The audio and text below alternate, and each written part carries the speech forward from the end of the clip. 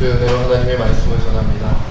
주님, 두렵고 떨리는 마음으로 이 자리에 있사오니 사람의 말과 생각이 되지 않게 하옵시고 하나님의 뜻을 온전히 전하는 살아계신 하나님의 말씀 되게 하여 주옵소서. 모든 것 주님께 맡겼고 감사하며 우리 주 예수님의 이름으로 간절히 기도하옵나이다.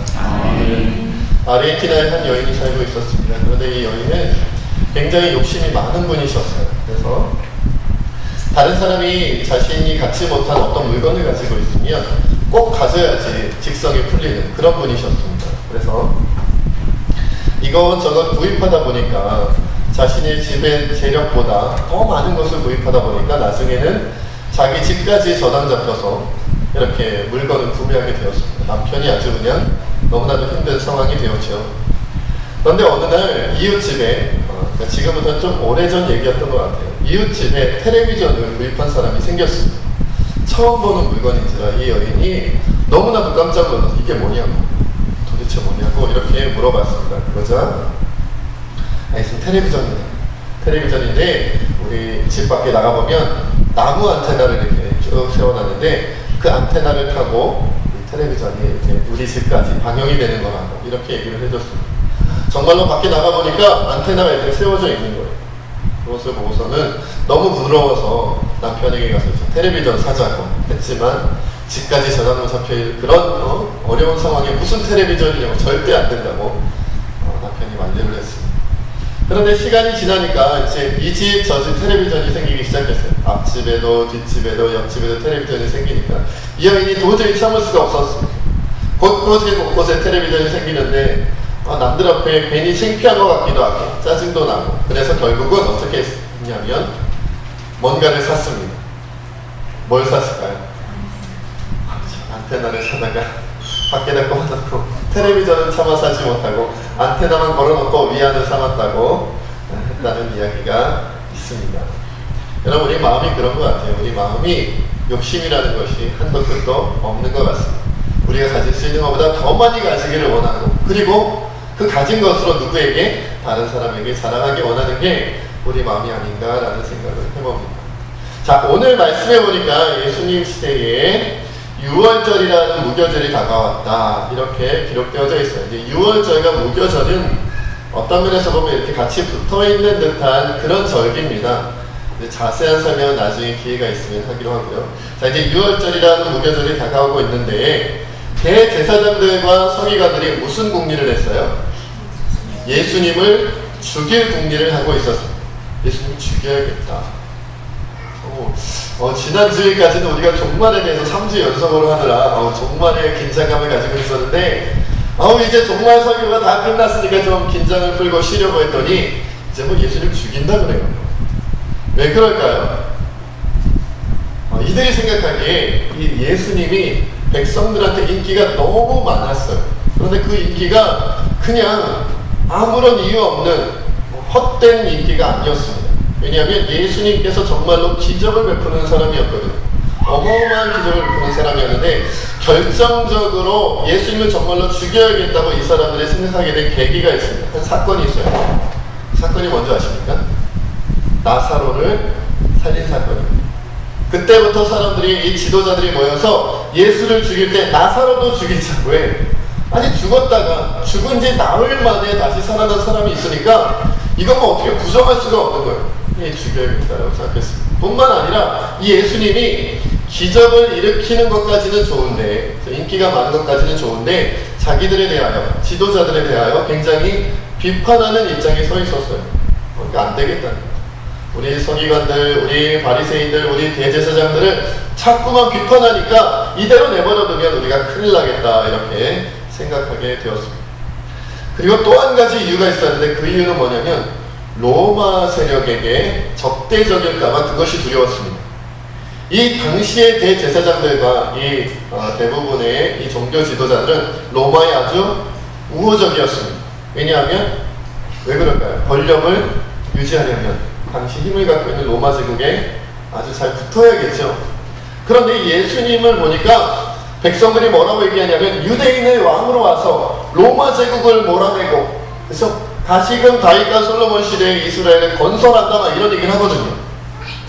자칫 잘못하면 이 예수님이 어설픈 백성들 끌어모아다가 그렇죠? 로마에게 대항하면 어떻게 되겠어요?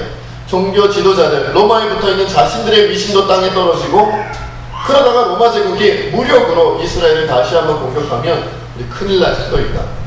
이런 여러 가지 이유를 들어서 예수님 죽여야 된다. 이 사람을 죽여서 우리가 다 같이 평안하자, 우리 자리도 지키고 우리 백성들도 지키자, 이것이 그들의 생각이었다는 것입니다.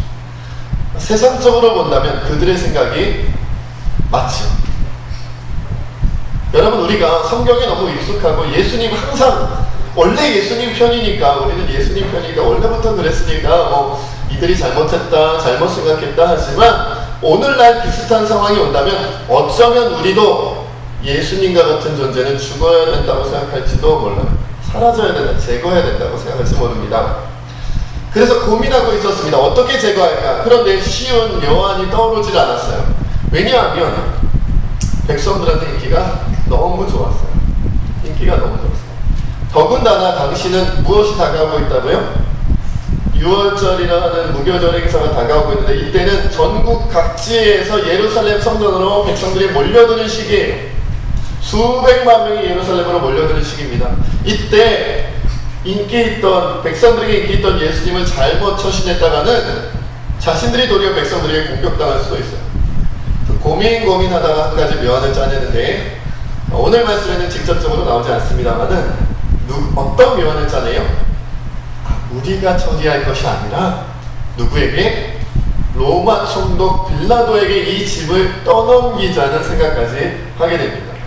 근데 문제는, 그러면 백성들이 없는 조용한 시기에 어떻게 예수님을 잡아서 로마 총독에게 넘길까, 이걸 고민하게 되었어요.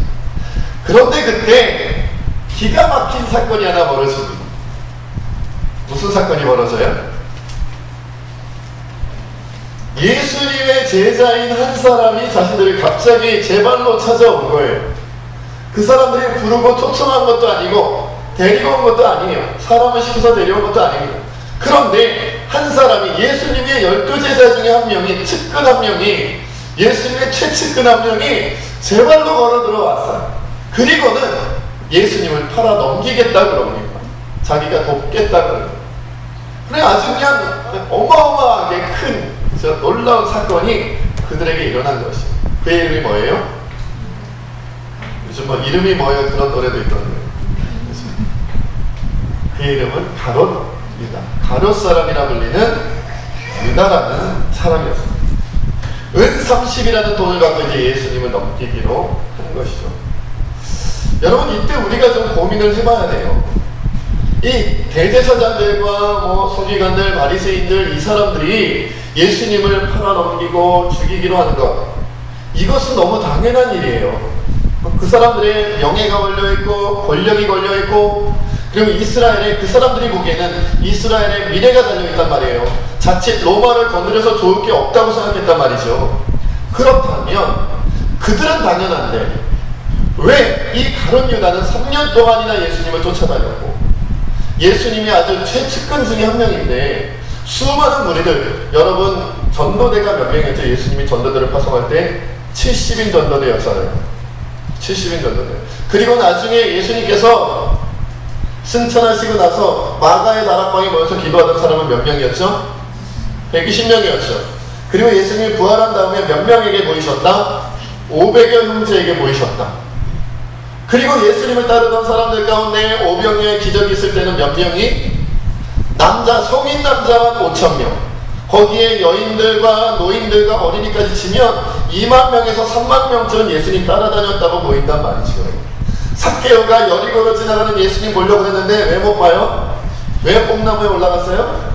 사람이 너무 많아서 다가갈 수가 없어서 그랬단 말이에요. 그러니까 여러분, 우리가 좋게 생각해봐도 70명이, 500명이, 거기에 5,000명이, 2만 명, 3만 명, 어마어마한 숫자가 항상 예수님을 둘러싸고 있어요. 그렇게 예수님 따르는 사람들이 많았단 말이에요. 그런데 그들 중에서 뽑힌 부활 때에 나타난 500명 안에 들어갔고, 전도대 70명 안에 들어가고, 12제자 가운데 들어갔다면 굉장히 측근이죠. 아주 가까운 사람이에요. 굉장히 가까운 사람이에요. 그 중에 한 명이 찾아왔단 말이에요. 가룟 유다가. 도대체 가룟 유다가 처음부터 예수님을 팔아버려야지 이러고 예수님을 따라다닌 건 아니거든요. 잘 따라다니다가 언젠가면 기회를 잡아가지고 예수님 팔아 넘겨가지고 한몫 단단히 챙겨야겠다 이런 마음을 품고 예수님 따라다닌 게 아니란 말이에요. 그렇다면 왜 가룟 유다가 예수님을 배반하고 예수님을 팔았을까요? 자, 우리 이제 여기 고민을 해봐야죠. 여러분도 예수님을 팔 수 있는 가능성이 있을까요? 없다고 하시는 분은 좀 이상한 분이에요. 그렇죠? 여러분, 가룟 유다도 처음부터 예수님을 팔려고 하지 않았거든요. 그리고 예수님을 가장 가까이서 3년이나 동고동락하면서 먹고 마시면서 함께 지냈다면 함께 잠도 자고 낮에도 함께하고 밤에도 함께하고 그런데도 예수님을 팔아버리겠다는 생각이 들었는데 우리는 예수님을 직접 만나는 것도 아니고 일주일에 몇 번 교회 나와요? 많이 나오시는 분 뭐 새벽 기도에 나오신다고 해봐야 그렇죠? 우리가 한 6, 7번쯤 나올까요? 교회에. 근데 새벽 기도 나오시는 분들이 많지 않으니까 줄이면 많아봐야 3번, 2번 어떤 분들은 일주일에 한 번만 나와도 다행인 분들도 있지요. 우리가 가룟 유다같이 되지 말란 법이 없어요. 오해할 수 있단 말을 예수님이 돼요. 그렇다면 도대체 왜 가룟 유다가 배반했는지 한번 살펴보도록 합시다. 자, 오늘 말씀에 보니까 3절 말씀 함께 읽겠습니다. 시작. 12 중에 하나인 가룟 유다가 부르는 유다에게 사탄이 들어가니. 그래요. 사탄이 들어갔어요. 요한복음 13장 2절에 보니까 이런 말씀이 있어요. 마귀가 벌써 시몬의 아들 가룟 유다의 마음에 예수를 팔려는 생각을 넣었더라. 누가 유다에게 들어갔다고요? 사탄이 들어갔어요. 요한복음에는 마귀가 들어갔어요. 마귀가 사탄이고 사탄이 마귀죠. 사탄이 들어갔어요. 사탄이 들어가서 유다가 예수님을 배반했군요. 그렇죠? 그러면 이쯤에서 우리는 그런 생각을 할 수 있어요. 가룟 유다가 스스로 예수님을 팔았다기보다는 누가 조정한 거예요? 사탄이 조정해서 유다가 넘어간 거예요. 그러니까 우리는 어떤 마음이 들어요? 같은 인간의 입장에서 유다가 좀 불쌍해지지 않으세요? 안 불쌍하시군요. 매정한 분들 같으려고. 여러분 생각해보세요. 자발적으로 스스로 예수님을 팔려는 게 아니라 사탄이 들어와서 조정당한 거라니까요. 여러분, 그렇다면 유다는 사탄이 들어올 때 막지 못한 것 외에는 큰 잘못이 없잖아요. 그렇죠? 사실 사탄이 얼마나 강한 존재예요. 들어와서 우리를 조종하겠다고 하면 여러분, 우리가 무슨 힘이 있다고 그를 막아내겠어요? 아주 가룟 유다에게 작심하고 들어간 거라니까요, 사탄이. 그렇다면 여러분, 유다가 좀 잘못된 거 아니에요? 좀 불쌍한 거 아니에요? 우리가 보기에 좀 억울한 거 아닙니까? 억지로 조종을 당했습니다. 그래서 우리가 생각해봐야 돼요. 뭘 생각해봐야 돼요? 가룟 유다가 사단이 들어오려고 할 때 막지 못한 것 외에 다른 잘못이 있는지 없는지를 가려내야 돼요. 그래야 오늘날 우리는 어떻게 해야 하는지를 알 수가 있다는 것입니다. 여러분, 유다가 왜 배반했을까? 왜 사단이 들어온 걸 막지 못했을까? 그 이유에 대해 신학자들, 목회자들 여러 가지 이유를 듭니다. 저도 이제 설교를 듣거나 아니면 어떤 신학 강좌를 들을 때 많이 들었어요. 그 중에 제가 제일 많이 들었던, 책으로 읽을 때나 아니면 뭐 말씀을 들을 때 제일 많이 들었던 것 중에 이런 내용들이 있었어요. 어떤 내용이냐? 유다가 예수님께 실망했다는 거예요. 왜냐하면 유다는 예수님께서 다른 제자들이나 다른 백성들이 생각한 것처럼 무력으로 로마 제국을 벌하고 물리치고 힘으로 군대로 다시 한번 다윗과 솔로몬 시대의 이스라엘을 재건설해 주기를 원했다는 거죠. 그런데 예수는 맨날 뭐 얘기해요? 원수를 사랑하라고, 평화를 얘기하고 자기 막 죽는다더라고. 예수님 좀 용기를 가지고 힘있게 뭔가 좀 힘있게 하셔야지. 예수님 좀 생각해보세요. 지금 우리가 로마 제국뿐만 아니라 그 전에는 헬라 제국에 말이죠. 그 전에는 뭐 이 나라 저 나라에 막 바벨론에 페르시아에 시달렸던 거를 생각해본다면 북이스라엘 아수르에 시달렸던 걸 생각해본다면 예수님 그렇게 마음 약한 생각하시면 안 돼요. 지금부터라도 그 기적을 일으키는 놀라운 인간 능력을 모아서 백성들을 모으고 군사를 모아서 로마와 싸워야 되는데 맨날 오른뺨 맞으면 왼뺨도 돌려대라 그러고 말이죠. 자꾸 원수를 사랑하라 그러고 말이죠. 막 평화를 얘기하니까 유다가 나중에는 실망하고 이래가지고는 도저히 예수님은 메시아가 될 수 없다, 이 나라 구원할 수가 없다, 그래서 실망해서 팔아버렸다는 얘기가 있어요. 또 한 가지는 이런 이야기가 있습니다. 비슷한 얘기인데 좀 달라요. 유다가 야, 이거 예수님의 이 착한 성격, 이 소심하면서도 착하고 막 뭔가 좀 사람들한테 너무 잘하려고 하는 이 마음을 좀 바꿔야겠다 싶어서 급히 팔아버렸다는 거예요. 만약 기적의 능력을 가지고 있는, 하나님의 그 기적의 능력을 가지고 있는 예수님을 갑자기 로마 군사들에게, 유대 병정들에게 붙잡히게 해서 다급하게 되면 예수님이 아무리 착하고 선하다 할지라도 어떻게 돼요? 안 되겠다 싶으면 어떻게 한다? 하늘의 천군 천사를 부르든지 아니면 기적적으로 유대인들 군사들을 다 끌어모아가지고 어쩔 수 없이 로마 병사들을 치고 로마를 치지 않겠느냐, 이렇게 기대했다고 하는 사람들도 있어요. 다급하면 군사를 부르겠지, 다급하면 숨겨져 있던 힘을 발휘하겠지. 마치 무슨 슈퍼맨이 힘을 감추고 있다가 무슨 일이 터지면 어떻게 돼요? 갑자기 막 다다다닥 달려가서 쭉 날아가면 갑자기 옷이 쫙 벗겨지면서 어떻게 돼요? S자 딱 생기고 말이죠. 그래서 슈퍼맨이 되는 것처럼 예수님도 다급한 일이 생기면 갑자기 변신해서 하나님의 아들로서의 메시아로서의 능력을 보여주지 않겠느냐, 뭐 이런 기대를 했다는 사람들도 있어요. 아니 어떤 사람들은 아주 그냥 원색적으로 돈이 궁했다, 유다가 돈을 원했다, 그래서 예수님을 팔아버렸다, 이렇게 얘기하는 사람도 있습니다. 뭐 다 가능한 이야기라고 보여져요. 그러나 여러분, 우리가 성경을 해석할 때 가장 중요한 기준이 되는 것은 뭘까요? 성경이죠. 그런 말 들어보셨어요? 성경은 무엇으로 풀어야 된다? 성경은 성경으로 풀어야 된다. 말씀은 말씀으로 풀어야 돼요. 여러분 주변에 우리가 많은 여러가지 도와줄 수 있는 서적들이 있어요. 참고 자료들이 있습니다. 많은 사람, 학자들, 많은 똑똑한 사람들이 성경을 보고 그 다음에 여러가지 자료를 보고 해석해낸 우선 해설집도 있어요. 그러나 우리가 항상 가장 표준해주고 마지막 기준으로 삼아야 될 것은 뭐냐면 결국 성경 자체여야 한다. 성경을 벗어난 이야기는 우리가 참고할 수는 있지만 그것이 맞다고 이야기하면 안 돼요. 왜냐하면 성경을 거역하게 되니까, 하나님 말씀을 거역하게 되니까요. 그러면 우리가 성경에서 찾아볼 수 있는 가룟 유다의 마음을 어디서 찾아볼 수 있을까요? 여러분, 사실 성경에서 가룟 유다의 배반의 이유를 찾고 그 마음을 찾기가 쉽지는 않습니다. 그런데 한 가지 단서를 찾을 수 있는 게 요한복음 12장에 나옵니다. 요한복음 12장에 보면 어떤 내용이 나오냐면 마리아가 예수님께 향유를 붓는 사건이 나옵니다. 나사로의 여동생이었던, 마르다의 동생이었던 마리아가 예수님께 향유를 붓는 사건이 나와요. 그런데 이 사건은 어떤 이제 배경을 가지고 나오냐면 예수님께서 나사로를 죽으니 나흘이나 지난 나사로를 살려주시죠. 그래 마리아가 마음에 깨달은 것 같아요. 내가 위대한 스승이라고 생각은 했지만 뭐 하나님의 아들 그리스도라고 생각은 했지만 진짜로 살아계신 하나님의 아들이 맞구나, 정말 놀라운 분이구나, 이거 깨달은 거죠. 그런 분이 나 같은 것을 찾아오시고 우리 오빠를 살려주시다니 너무나도 감격하고 감사한 거예요. 그래서 예수님께서 그 나사로의 집에 와서, 자신의 집에 와서 식사하실 때 갑자기 나타나서 비싼 향유 곧 순전한 나드 한 그릇을 가져다가 예수님의 발에 붓고 자기 머리털로 씻었어요. 발을 닦았어요. 어마어마한 일을 이제 벌입니다. 당시에 순전한 나드 한 그릇은 어마어마한 값이었다는 거죠. 그런데 이것을 보고 한 사람이 비난을 했어요. 그가 누구예요? 가룟 유다.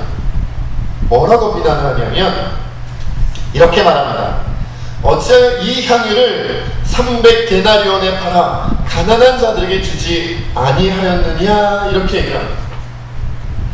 이 사람 보기에 300데나리온이나 되는 그 돈으로 팔아서 가난한 자들에게 줄 수 있을 텐데 왜 그 비싼 향유를 사람의 발에다 쏟아붓고 그걸로 그냥 끝내버리냐, 그걸 끝내버려. 여러분, 300데나리온이면 얼마나 될까요? 값어치가 오늘날로 치자면 우리가 데나리온 얘기 많이 했죠. 데나리온은 어느 정도의 액수예요? 노동자 하루 품삯 정도 됐단 말이죠. 데나리온이면. 그러면 오늘날 하루 품삯이 얼마 정도 될까요? 늘 말씀드리는 것은 우리가 보통 기준을 5만원, 10만원 잡잖아요. 그러면 10만원이라 치고 300데나리온은 얼마예요? 100만원, 1000만원, 100만원, 1000만원 정도 되나요? 3000만원? 3000만원? 오늘날 그렇지. 3000만원을 어떻게 한 거예요? 발에다 부어버린 거지. 300데나리온 할 때는 300데나리온 되는 향유를 발에 부었구나 이러고 끝나는데 3000만원을 5만원이라 해도 1500만원이잖아. 150만원 다르고. 여러분 자녀들이 만약에 여러분의 남편이나 여러분의 아내의 발에 여러분 자녀들이 150만원 쏟아부었다, 300만원 쏟아부었다 그러면 여러분은 어떻겠어요? 마음이 좋으시겠죠? 우리의 발은 너무나도 귀해서 150만원쯤은 300만원쯤은 아무것도 아니야 이러겠어요? 속이 이렇게 뒤집어지겠죠? 반대로. 그런데 150만원, 300만원이 아니고 1500만원에서 3000만원 정도 값어치 되는 것을 발에다 부어버리고 끝냈어요. 여러분 향유 부었다가 발에다 부었다가 다시 주워 담겠어요? 이렇게? 다시 주워 담아가지고 다시 병에다 담겠습니까? 10분의 1이라도 건치려고? 그럴 수 없는 거잖아요. 그럴 수 없는 거죠. 그러니까 어떤 면에서는 다른 유대의 말이 맞는 것 같기도 해요. 어떻게 3000만원짜리를 그냥 발에다 부어버리고 그냥 끝내버려요. 그런데 성경에 보면 이상한 말이 쓰여져 있습니다. 여러분 우리 한번 찾아봅시다. 요한복음 12장 6절에 요한복음 12장 6절 중요한 말씀이니까 한번 찾아봅시다. 요한복음 12장 6절 말씀 찾아서 찾으시면 다같이 한 목소리를 읽겠습니다. 시작. 이렇게 말하는 가난한 자들을 생각하니 아니요 우리는 도둑이라 은혜를 받고 의인은 그것을 훔쳐가리라. 그렇죠. 이렇게 유다가 말한 것은 정말로 가난한 자들을 생각한 게 아니라 그는 도둑이라는 말이에요. 돈깨를 맡아서 거기 넣는 것을 훔쳐갔다 이렇게 기록되어져 있어요. 여러분 예수님께서 12제자들과 최후의 만찬을 할 때 가룟 유다에게 어서 가서 내가 할 일을 속히 하라고 말씀하신 적이 있어요.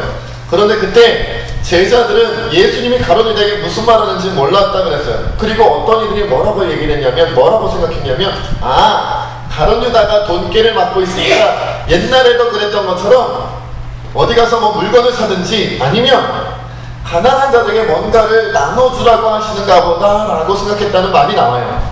그러니까 이전에도 예수님께서 돈깨 맡고 있는 유다에게 시켜서 가난한 사람들, 예수님과 12제자도 가난한데 그럼에도 불구하고 그 가난한 중에서도 더 가난한 자들을 위해서 그 돈깨, 제자들과 함께 써야 되는 그 생활비 가운데 일부를 가난한 자들에게 나눠주었던 것으로 보여요. 그러니까 유다가 이런 일을 가끔 했다는 거죠. 예수님의 명령에 의해서. 그러니까 유다가 이런 말을 할 수 있었던 거예요. 가난한 자들에게 줬다면 더 좋았을 걸 이라고 얘기를 했어요. 그런데 성경은 뭐라고 얘기하냐면 이렇게 말하는 것은 진짜로 가난한 자들을 생각하는 것이 아니라 그는 도둑이란 말이에요. 돈깨를 맞고 거기 넣는 것은 훔쳐갔다는 말이죠. 이 말은 뭐예요? 이전에 예수님께서 돈깨를 맞고 가난한 자들에게 나눠주라 했을 때, 이것으로 물건을 사라 했을 때 그때마다 유다가 뭘 했다고요? 얼마를 슬쩍 했다는 거예요. 이게 성경이 우리에게 증언하는 거예요.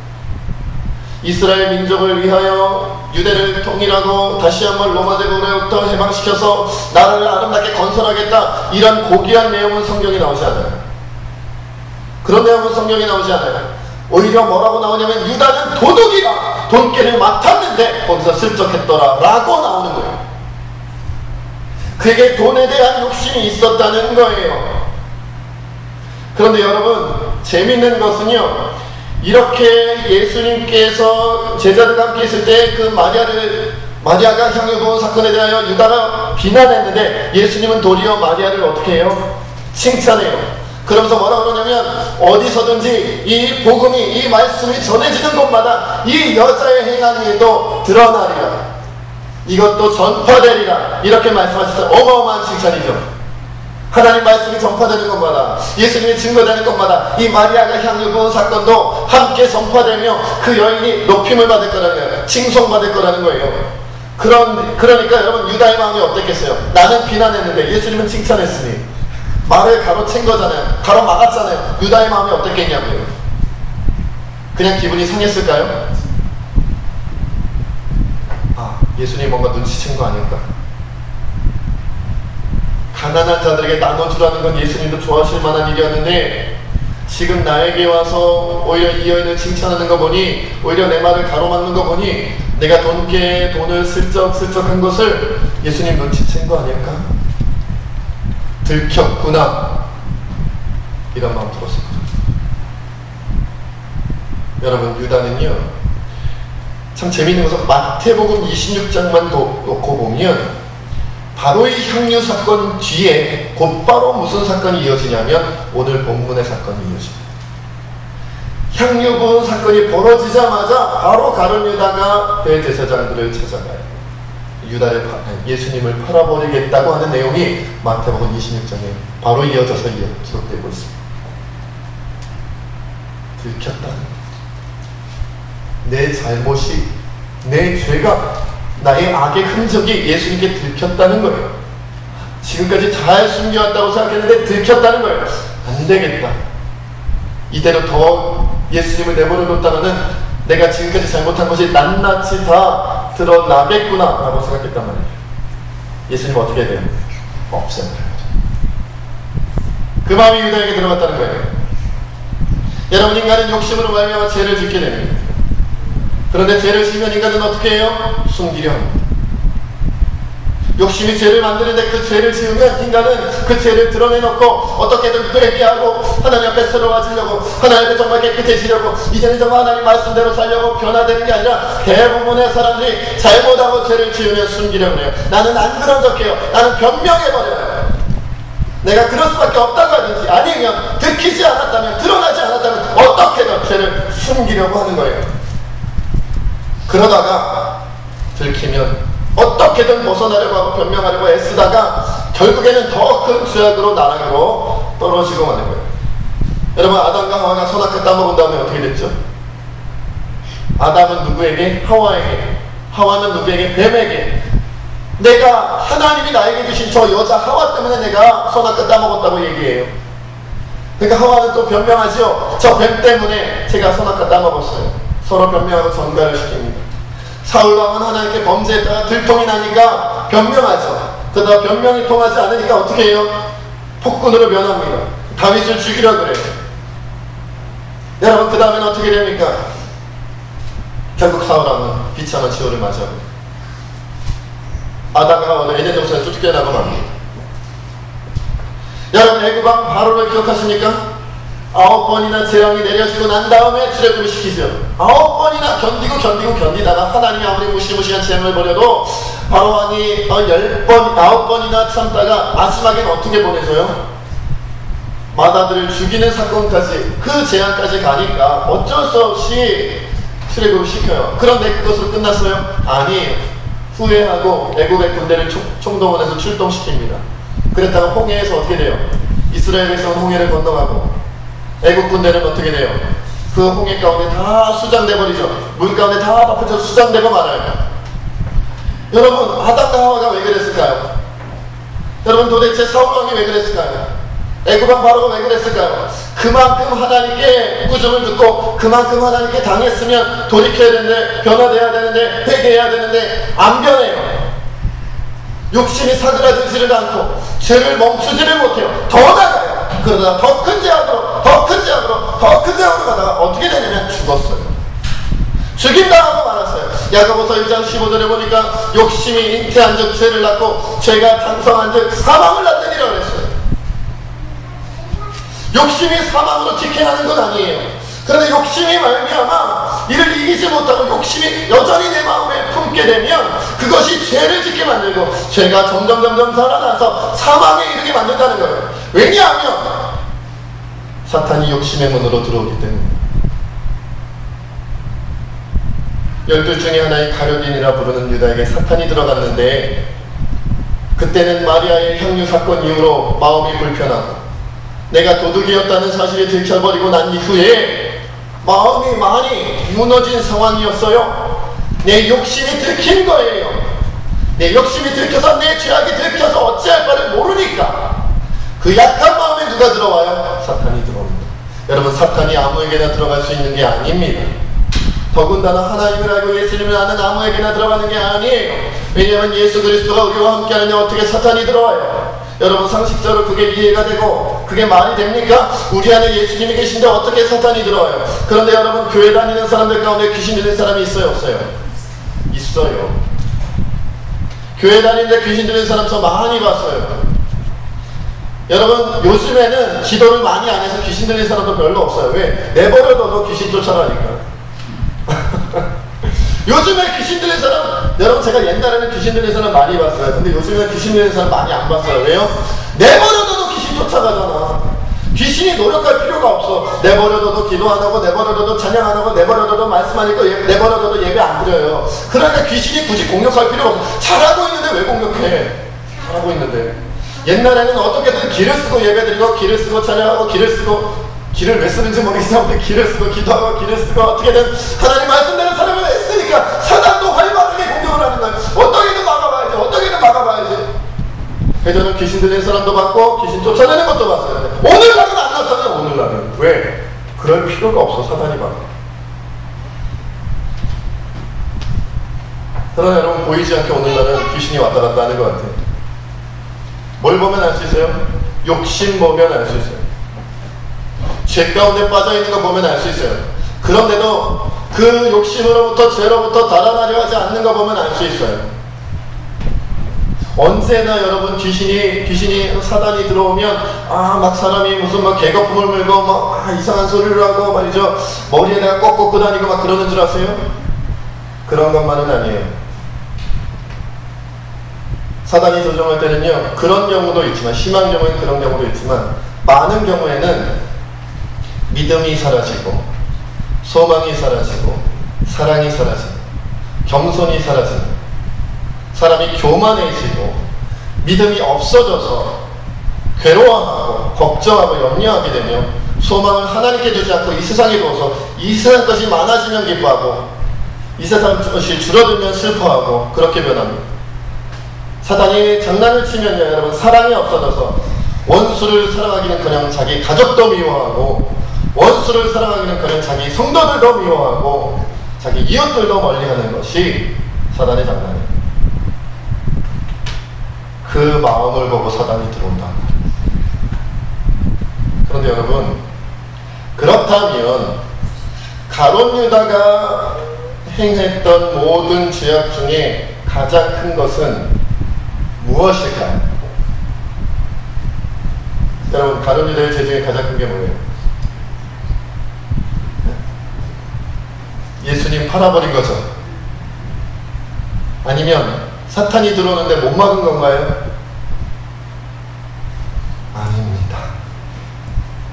예수님 팔아버린 건 큰 죄지만 큰 죄가 아닙니다. 사탄이 들어왔는데 못 막은 건 큰 죄지만 그러나 그것도 이해할 수 있어요. 연약한 인간. 가장 큰 죄가 뭘까요, 여러분? 회개하지 않은 것. 회개하지 않은 거예요. 회개하기 전에 용서받기를 포기하고 스스로 자살해버렸어요. 목을 매서 죽었습니다. 이게 가룟 유다의 가장 큰 죄예요. 지금 가룟 유다는 천국에 있을까요? 지옥에 있을까요? 지옥에 있어요. 그러면 왜 지옥에 있어요? 예수님 팔아버려서요? 사단이 그런 걸 못 막아서요? 아니에요! 회개하지 않고 스스로 죽어버렸기 때문에 지옥에 있는 거예요. 예수님 판 게 큰 죄예요? 죄죠. 큰 죄죠. 그렇다면 우리는 뭐냐 말이죠.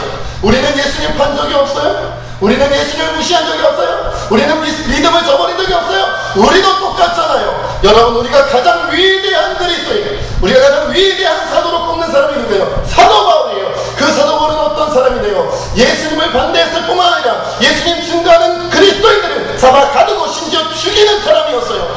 죄인 중에 괴수였어요. 살인자였어요. 그것도 그냥 살인자가 아니라 예수 믿는 사람만 골라서 죽이는, 예수 믿는 사람들만 골라서 죽이는 그런 살인마 바울이었어요. 그런데도 그는 용서받았고, 그런데도 그는 사랑받았고, 그런데도 그는 하나님께 쓰임받아서 위대한 사도가 되었잖아요. 유다는 뭐가 달라요? 바울보다 낫지 않아요?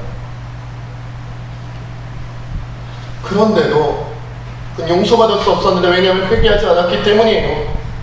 여러분, 사단이 들어와서 우리에게 얘기를 합니다. 처음에는 욕심을 집어넣고요, 두 번째는 그 욕심을 따라 죄를 짓게 만들어요. 그러나 여러분, 사단의 최종적인 목표가 뭔지 아세요? 사단이 욕심 집어넣고 싶어서 우리에게 오는 줄 아세요? 아니에요. 사단이 우리를 죄 짓게 하고 싶어서 들어오는 줄 아세요? 아니에요. 그럼 사단이 원하는 게 뭔데요? 우리를 죽이는 거예요. 가정을 죽이는 거예요. 교회를 죽이는 거예요. 나라를 죽이는 거예요. 사단이 원하는 건 죽음이에요. 욕심이 뭐가 재밌어서 욕심을 집어넣고, 죄가 뭐가 재밌어서 죄를 집어넣어요. 죽이는 게 재밌는 거예요. 근데 욕심이 들어가야 죄를 짓고, 죄가 들어가야 죽으니까 욕심을 자꾸 집어넣고 죄를 자꾸 집어넣는 거예요. 주님 말씀하셨어요. 요한복음 10장 10절에 보니까 도둑이 오는 것은 무엇이냐면 도둑질하고 죽이고 멸망시키려는 것 뿐이다 그랬어요. 여러분, 그러나 예수님은 또 말씀하세요. 내가 온 것은 양으로 생명을 얻게 하고 더 풍성히 얻게 하려는 것이다. 여러분, 예수님이 사람 살리는 거 얼마나 좋아하는 줄 아세요? 마태복음 5장에 39절 44절에 이런 말씀이 있어요. 나는 너희에게 이르노니 악한 자를 대적하지 말라. 누구든지 악한 자가 너의 오른편 뺨을 치거든 왼편도 돌려주라. 또 너를 고발하는 고소했다는 걸, 여러분을 누군가 여러분 고발하고 고소해서 속옷을 가지고서 하는 자에게 겉옷까지도 가지게 하며, 여러분 아무나 속옷 가지고서 하는 자에게 겉옷을 주라는 게 아니라 불쌍한 사람이 속옷 달라고 하는데 겉옷까지 주라는 얘기가 아니라 여러분을 고발했단 말이에요. 고소했어요, 법정에. 그런 사람이 속옷 가져가겠다는 거예요. 그런데 겉옷까지 주라는 거예요. 또 누구든지 억지로 오리를 가게 하거든 그 사람과 심리를 동행하래요. 가기 싫은데 힘들어 죽겠는데 지쳤는데 피곤한데 오리를 가자고 하는 사람에게 심리까지 가주라는 거예요. 너에게 구하는 자에게 주면 너에게 구고자 하는 자에게 거절하지 말라. 또 내 이웃을 사랑하고 너의 원수를 미워하라 하였다는 것을 너희가 들었으나 나는 너에게 이르노니 너희 원수를 사랑하며 너희를 박해하는 자를 위하여 기도하라. 원수를 사랑하며 박해하는 자를 위하여 기도하라. 왜요? 그 사람 살리겠다는 거예요. 여러분 원수를 살리겠다는 거예요. 집사님 원수를 살리겠다는 거고요. 권사님 원수를 살리고 싶다는 거예요. 장로님, 목사님, 전도사님 원수를 살리고 싶다는 거예요. 그 천지 원수, 우리를 고발한 그 사람, 우리의 뺨을 내려친 그 사람, 우리를 억지로 끌고 간 그 사람 살리고 싶다는 거예요. 도대체 예수님 이런 말을 왜 했어요? 왜 이렇게 어려운 말을 했어요? 왜냐하면 사람을 죽이는 일은 사단의 일이요 사람을 살리는 일이 예수님의 일이기 때문에. 여러분, 그 성자라 불리는 프란시스의 일화를 하나 소개해드렸습니다. 하루는 제자들과 함께 40일 금식 기도를 하게 됐대요. 대단한 분이에요. 혼자 하는 것도 아니고 제자들이랑 같이 40일 기도를 해. 금식 기도를. 그것도 우리도 한번 전성도 40일 금식 기도를 한번 하지 말고 40일 뭐 한 끼씩 금식한다든지 뭐 그런 거 나중에 한번 해보면 좋을 것 같아요. 40일 하자 그러면 저부터 시험 들 것 같아서. 그런데 이제 제자 중에 한 사람이 스승님께 꼭 이상하게 튀는 제자들이 있어. 튀는 분들이 있어요. 뭐라고 얘기를 했냐면 우리가 그냥 40일 금식 기도하면 너무 약합니다. 우리 매일마다 그 제자들과 스승님 앞에다가 죽 한 그릇씩 떠다 놓고 40일 금식 기도를 합시다. 왜? 도대체 왜? 지금 40일 동안 여러분 죽 한 그릇 떠놓고 그걸 배고픔을 참아가면서 죽을 보면서 냄새 맡으면서 금식 기도를 하는 거야. 40일 동안. 그죠? 제정신이 아닌 거지. 그런데 그렇게 하다가 어느 날 한 20일쯤 지났는데 도저히 못 참겠는 제자 중에 한 명이 그만 죽 한 수저를 떠서 먹어버리면서 굶어 죽을 것 같으니까 도저히 못 참고 한 사람이 수저를 떠서 한 입 집어넣고 말았어요. 그러자 나머지 모든 제자들이 그 제자를 비난하기 시작합니다. 이런 나쁜 녀석, 이런 못난 녀석, 이 믿음이 없는 녀석아, 굶어 죽더라도 버텨야지. 너 같은 것 때문에 우리가 안 되는 거야. 막 이러면서 비난을 합니다. 난리가 났어요. 그러면서 모두가 프란시스에게 얘기를 합니다. 스승님 어떻게 합니까? 이 못난 제자를 어떻게 하면 좋겠습니까? 이런 제자는 떨쳐보내야 됩니다. 이 제자는 더 이상 우리 프란시스 수도회의 한 사람이 될 수 없습니다. 떠나보내십시오. 라고 막 요청이 들어옵니다. 그러자 갑자기 프란시스가 벌떡 일어났습니다. 그리고 과감하게 그래 너 같은 제자는 필요 없다. 떠나가라!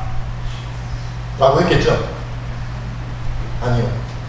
갑자기 프란시스가 벌떡 일어나더니 자기 발 앞에 놓여져 있는 죽을 들었습니다. 죽그릇을 들었습니다. 그리고 벌컥벌컥 마셨습니다. 뻐걱뻐걱뻐걱 울컥울컥 다 내려놓고 이렇게 얘기를 합니다. 형제의 허물을 덮어주지 못함이 하는 금식이 무슨 하나님의 영광이 되겠는가. 차라리 이 죽을 먹으면서 서로 화목하는 것이 하나님께 영광입니다. 사람을 죽이는 게 교회 일이 아닙니다. 사람을 죽이는 게 우리 일이 아닙니다.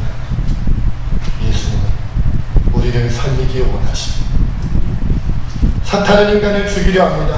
우리가 누군가를 죽이려 한다면 우리는 사탄의 놀이개가 되는 겁니다.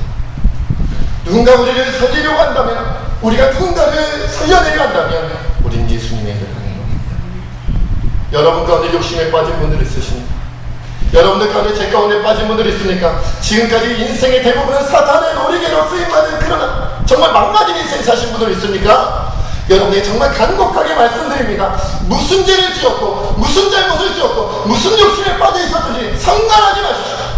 저와 우리 새집교회 모든 성도들은 여러분을 용서할 거고 여러분을 사랑할 거고, 새집교회는 베드로 같은 자가 아니라, 새집교회는 바울 같은 자가 아니라 가룟 유다 같은 자에게 더 관심을 가지고 그들을 붙잡고 기도하며 살아갈 거고. 그러면 지금 당장 주님 앞에 회개하고 용서를 구하고 예수님의 이름으로 여러분의 인생에서 사탄을 내어쫓는 사람이 되시기 바랍니다. 기도하겠습니다.